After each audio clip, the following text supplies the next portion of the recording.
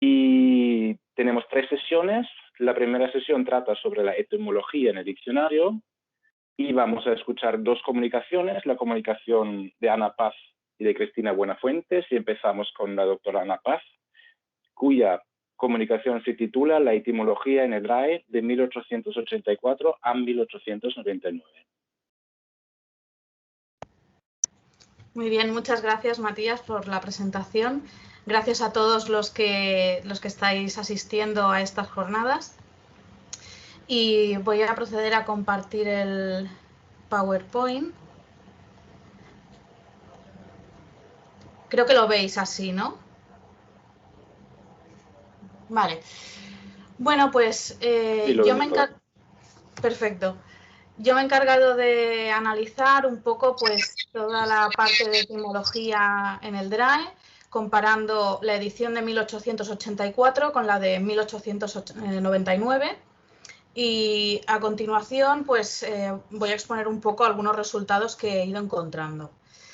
Bien, me gustaría empezar por, aunque ya ha salido previamente, pero destacar el valor de la edición de 1884, porque es la primera en la que empieza a incluirse información etimológica de una manera más sistemática. Cuenta con unos 51.000 lemas aproximadamente, y el valor que tiene es precisamente este, el de incluir una nueva información etimológica en detrimento de lo que se venía haciendo previamente, que era el uso de las equivalencias latinas.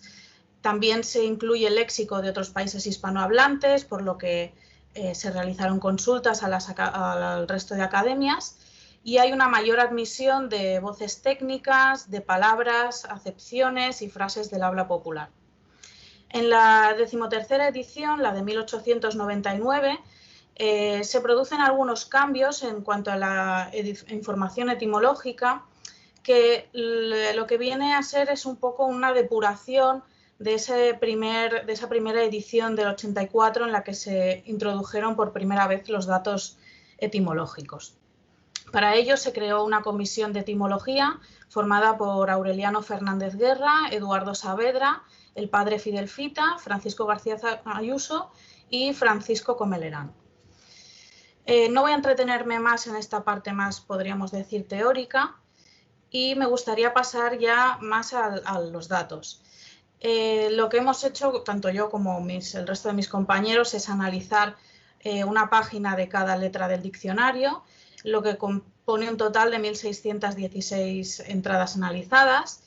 Se han comparado con sus correspondientes de la edición anterior, del 84, y los cambios en cuanto a la información etimológica se han clasificado en adiciones, modificaciones y supresiones, es decir, aquellos casos en los que no existía información etimológica en la edición del 84 y se incluye por primera vez en el 99, aquellos casos en los que se modifica una información que ya era existente en la edición anterior, pero de algún modo se cambia, y aquellos casos, aunque pocos, pero existen, en los que se suprime la información etimológica que se había introducido en la edición anterior.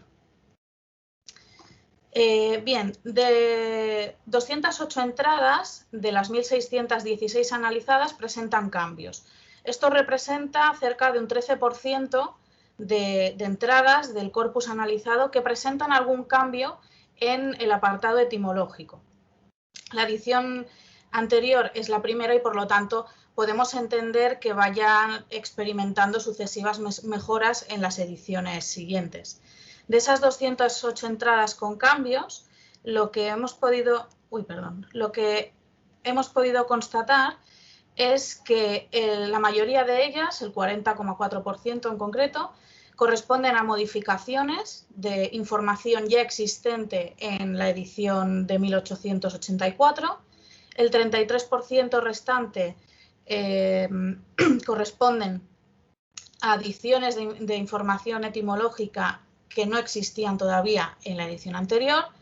Y por último, un reducido 9,6% de información que se ha eliminado respecto a la edición anterior. Luego también hemos tenido en cuenta algunos lemas que se introducen por primera vez en la edición del 99 y cuáles de ellos incluyen información etimológica. Porque, como comentaré más adelante, no todos los nuevos lemas que se incluyen incorporan ya esa información etimológica que empieza a convertirse en tendencia en la edición del 84. Aquí a continuación tienen este gráfico en el que puede apreciarse de una manera más visual esta distribución. Aquí pueden ver el 87% de entradas que, según el corpus analizado, no presentan cambios en la información etimológica y este casi 13% que sí contiene algún tipo de modificación y dentro de este 13% pues los tipos de cambios que se han localizado. Me gustaría empezar por las características de la forma y el contenido etimológico. En primer lugar, en cuanto al étimo y la lengua de procedencia, normalmente en la información etimológica es posible que se incluya el significado del étimo, es decir, que no solo se indique la palabra de origen, sino su significado en la lengua originaria. También puede ocurrir que se transcriba en alfabeto latino palabras que proceden del árabe, el turco y el persa. Lo que sí que hemos identificado es que no ocurre lo mismo con el griego, es decir, en el caso de las palabras que proceden del griego se ha mantenido la forma en el alfabeto griego y no se ha transcrito, digamos, al alfabeto latino. Aquí tienen algunos casos, por ejemplo, de las lenguas que aparecen. Tenemos palabras tomadas del alemán, del caribe, del griego, del holandés, del italiano, del provenzal, del quichua, del árabe, del español, del francés, del inglés, del latín, del persa y del turco. En estos casos, como ven, por ejemplo, en el caso del alemán, de Felón, dice del alemán, bueno, no sé pronunciarlo, faelen o feelen, delinquir. En este caso sí que nos incluye el significado del étimo original. En otros casos no, en otros casos simplemente, por ejemplo, en holandés, dike, del holandés dik. Probablemente porque el significado sea el mismo que coincida con el significado del lema, pero en cualquier caso no lo indica. Aquí tenemos un caso de griego en el que se indica que la palabra upa procede del griego uper, encima. En este caso nos da el significado, pero como pueden ver, no aparece transcrita la forma en alfabeto latino. En otros casos, pues pueden ver, por ejemplo, en el persa o en el turco, cómo sí que aparece una suerte de transcripción para facilitar la lectura de los caracteres. También hay algunos casos en los que la información etimológica que se aporta no es del todo precisa como lo es en los ejemplos anteriores. Por ejemplo, en el caso del lema jiquilete se indica simplemente que es voz americana y no se especifica el área o la lengua concreta. En el caso de jocó se indica el área geográfica más concreta que en el caso de voz americana, pero en cualquier caso no se indica la lengua, sino voz del Congo.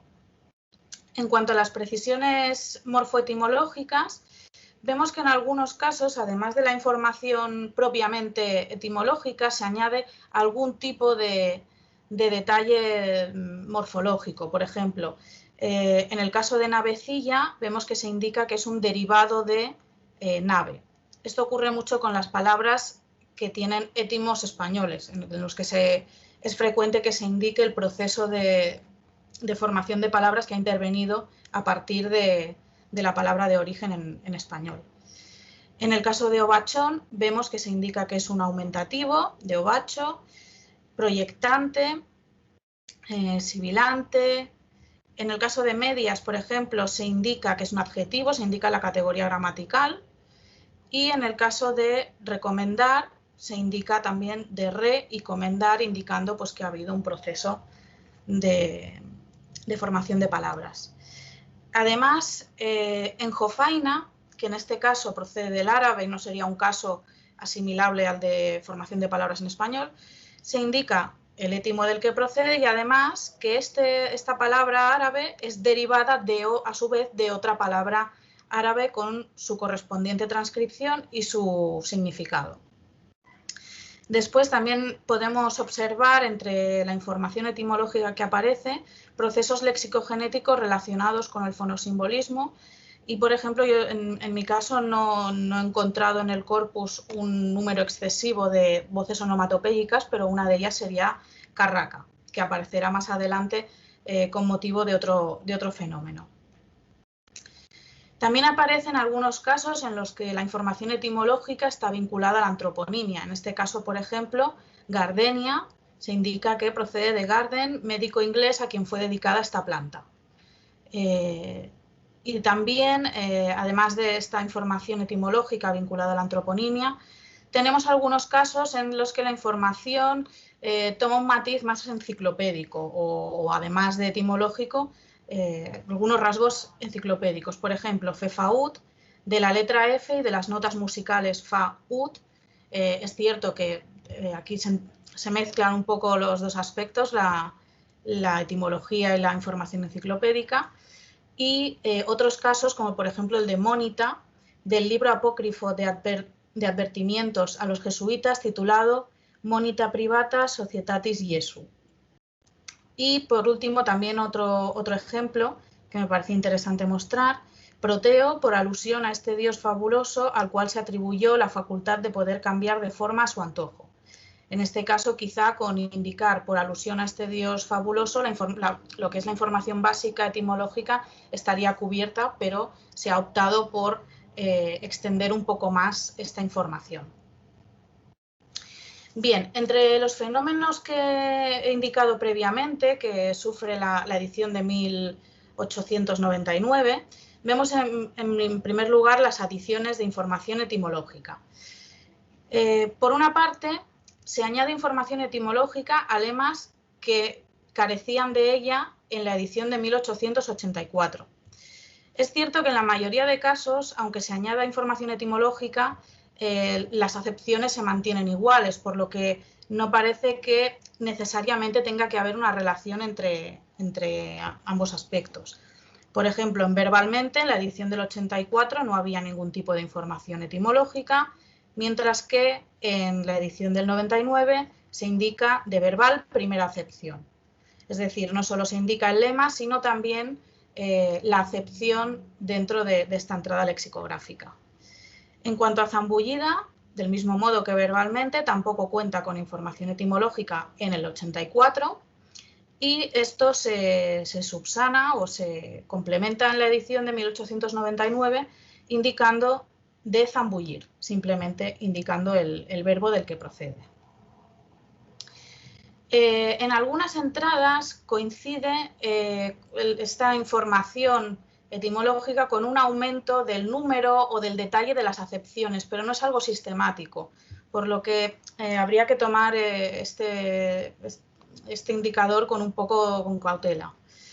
Aparte de zambullir, que lo hemos mencionado anteriormente, bueno, zambullida, perdón, el derivado, tenemos que en el 84 se indica zambullir y como significado zabullir, y en cambio en 1899 se indica la procedencia y vemos que la acepción o las acepciones se extienden mucho más, son mucho más explicativas. Tenemos también girasal, que se indica que es el fruto de un árbol de la India llamado yaca o laca, a veces no se aprecia exactamente bien la grafía.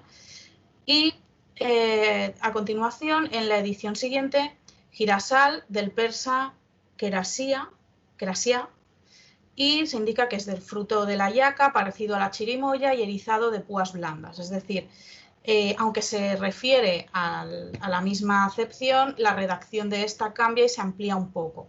Y coincide con la inclusión de la etimología, pero no cuento con datos suficientes como para poder afirmar que una cosa esté vinculada a la otra necesariamente. Lo mismo ocurre con temerón, temerona. En este caso la definición es prácticamente la misma, pero en 1899 se añade la información etimológica de temeroso, primera acepción. Vemos que aquí de nuevo se recurre a referirse a la acepción para indicar exactamente cuál de los significados es el que que constituye el núcleo de esta palabra.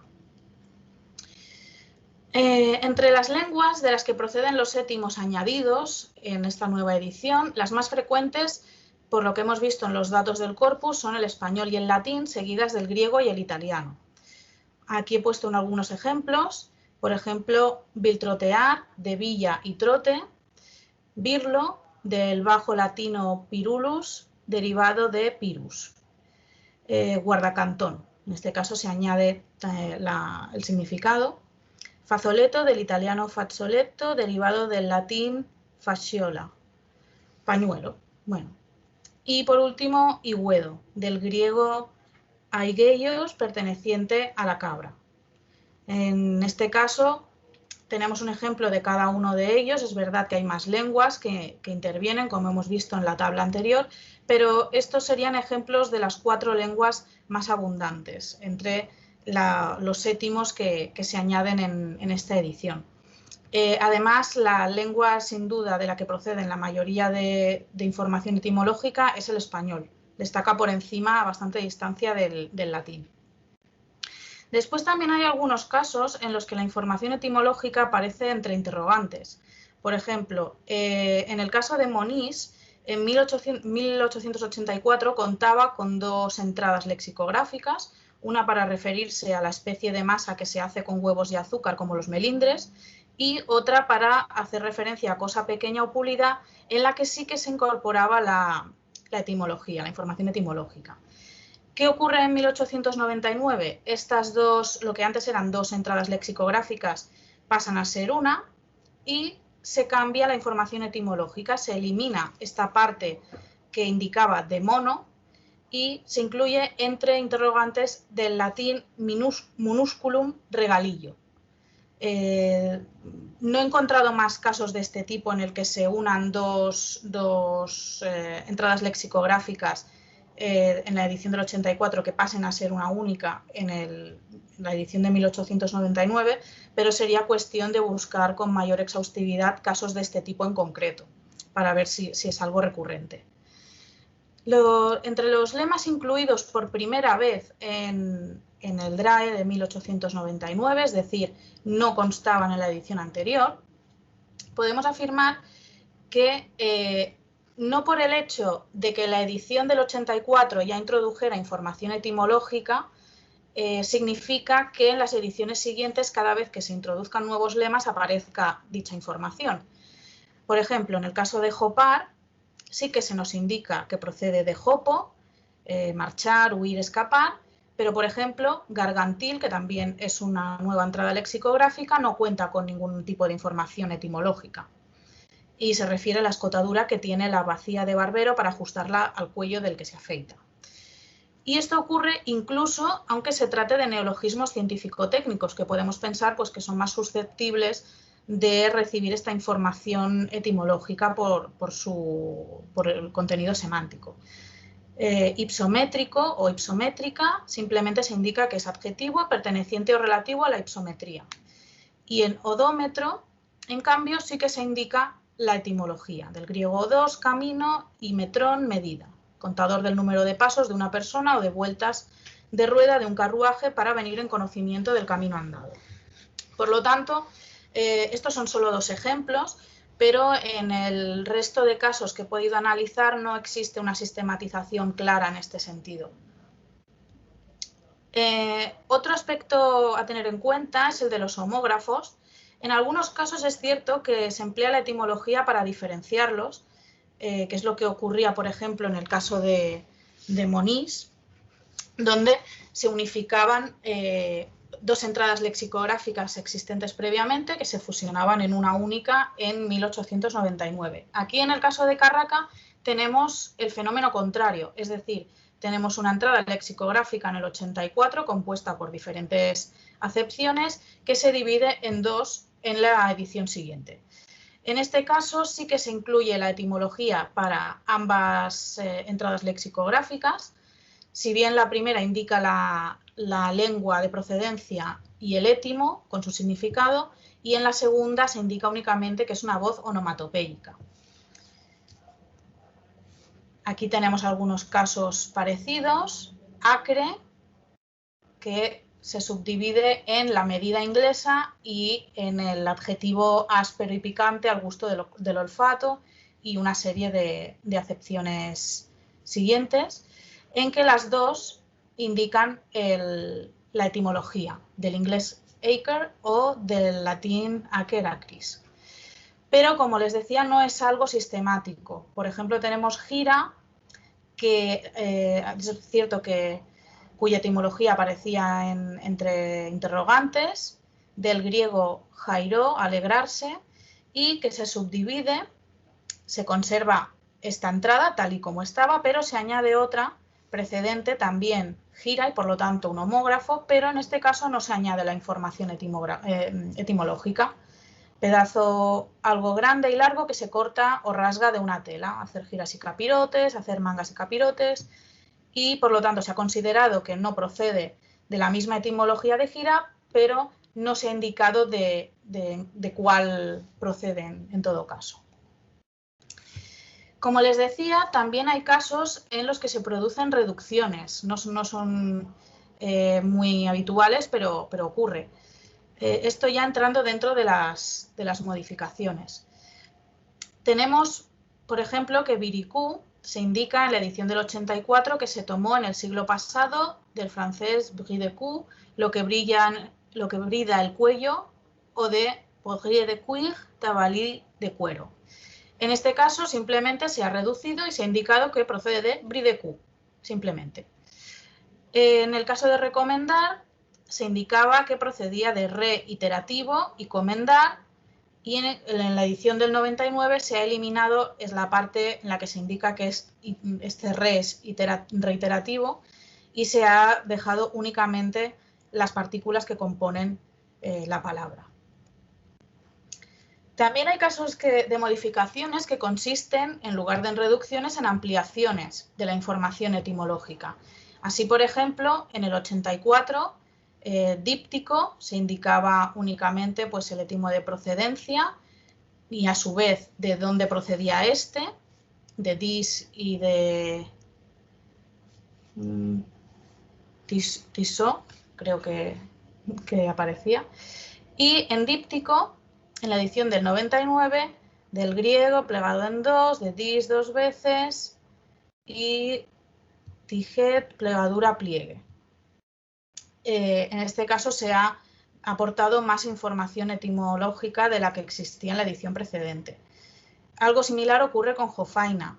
En esta entrada lexicográfica, en la edición del 84, se indicaba el étimo junto a su transcripción, y en el caso siguiente, en 1899, en la edición siguiente, perdón, se indica esa misma información y además se indica que está derivado de chafna escudilla.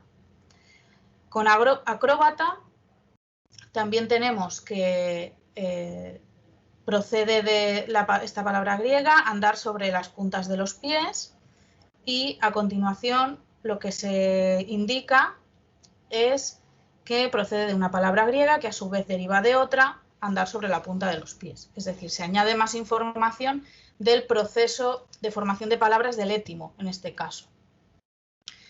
También, aunque no son muy numerosos en el corpus que he analizado, se observan cambios en la etimología. Es decir, en 1884 se indica que valija procede del francés valise y del bajo latín valisia, y en cambio en la edición del 99 se cambia esta etimología y se indica que procede del italiano valigia. En el caso de Nebli ocurre algo similar. Se indica entre interrogantes, eso sí, que puede proceder del árabe nebla, flecha, y en la edición de 1899 esta información se corrige y se sustituye por de Nebi, simplemente. También, aunque muy escasos, esto es más una cuestión anecdótica, aparece algún cambio en la expresión de la lengua. Por ejemplo, en la información etimológica que aparece en la entrada Dike en 1884, la lengua, el holandés, aparece desarrollada completamente, mientras que en la edición del 99 se utiliza una abreviatura. También se ponen de manifiesto algunos cambios en las grafías.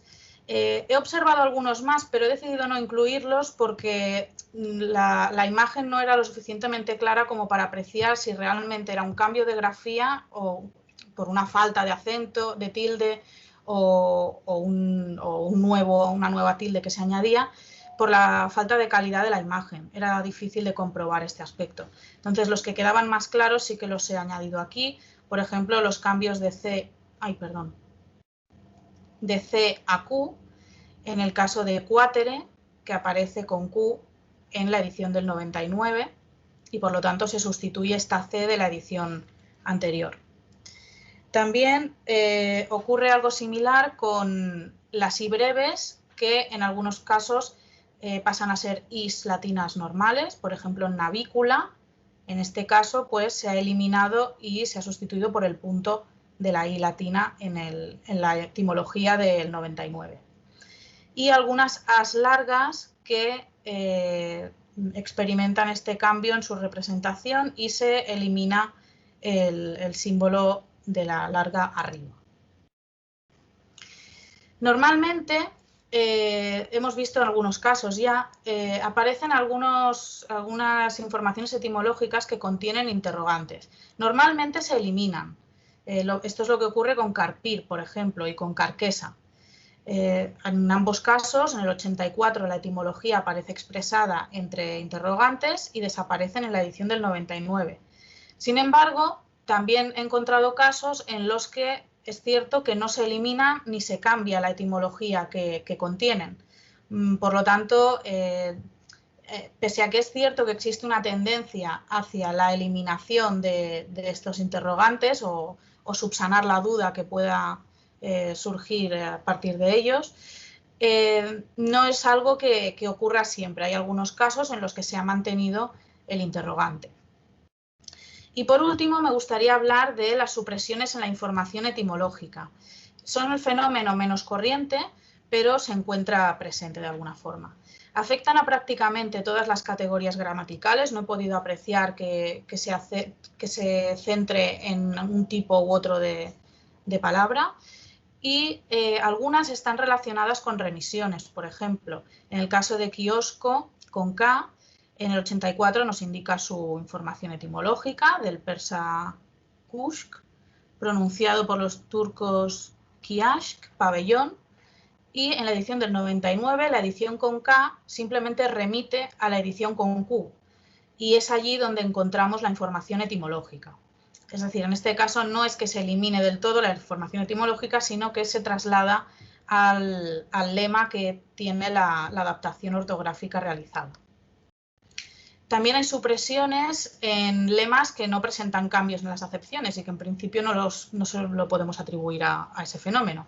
Expropiación, se indicaba que procedía de expropiar y en la edición del 99 se elimina esta información. También se elimina información en lemas que ven reducidas sus acepciones respecto a la edición del 84. Así, Navazo se indicaba en 1884 que procedía de Nava y en la edición del 99 se prescinde de esta información etimológica. Es cierto que las acepciones se ven reducidas en su redacción, pero esencialmente son las mismas. También aparecen supresiones en lemas que ven modificada su definición.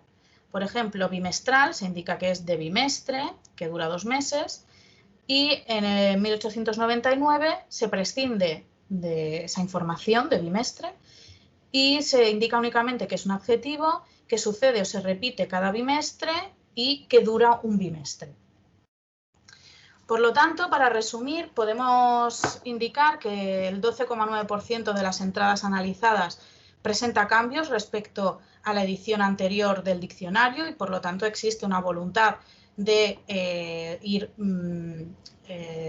limpiando, digamos, aquellas posibles carencias que hubiera en esta primera edición con información etimológica.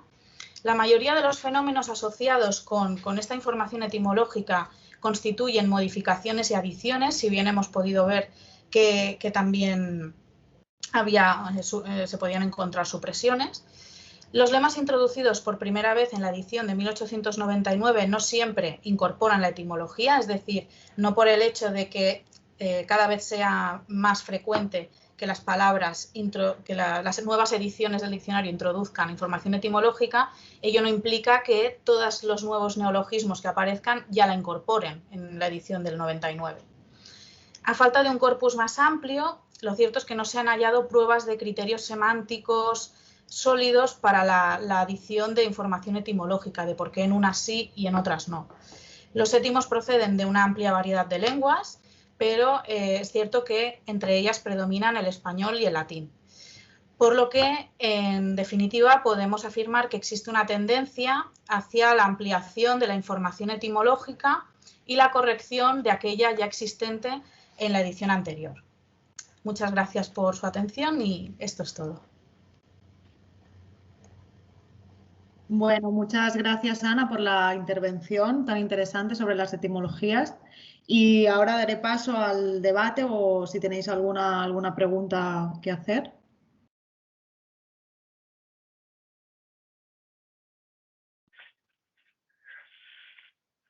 Bueno, yo creo que si no hay preguntas podemos pasar, como vamos también un poco justos de tiempo, podemos pasar a la siguiente intervención y ya si al final de esta sección sobre la etimología podemos hacer las preguntas y un debate.